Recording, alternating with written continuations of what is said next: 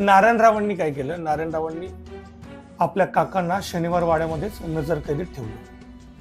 नजरकैदेत असूनही रघुनाथरावांचा संपर्क बाहेरच्या लोकांशी होता. सत्तेपासून दूर राहिल्यानं त्यांच्या मनात असंतोष वाढत होता.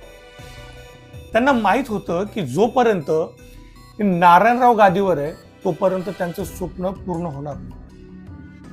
दुसरीकडे गर्दी या सैनिकांचा पगार कित्येक महिने थकलेला होता आणि ज्यामुळे सुमेरसिंग आणि त्याचे सैनिक नारायणरावांवर नाराज होते. रघुनाथरावांनी याच नाराजीचा फायदा घेतला. नजरकैदेतूनच त्यांनी सुमेरसिंग गर्दीला एक पत्र पाठवलं. त्या पत्रात त्यांनी लिहिलं होतं की नारायणरावांना धरा म्हणजे पकडा.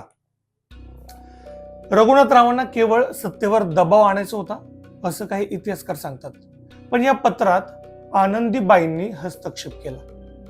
आनंदीबाई रघुनाथरावांच्या पत्नी. त्यांनी काय केलं, त्यांनी धरा या शब्दातील ध काढून तिथे म लिहिला आणि आदेश झाला नारायणरावांना मारा. आनंदीबाई यांनी या आगीत तेल ओतण्याचं काम केलं बरं का. धचा मा झाल्यावर काय होतं हे पुढे तुमच्या लक्षात येईल. 30 ऑगस्ट 1773 तो दिवस उजाडला. दुपारची वेळ होती.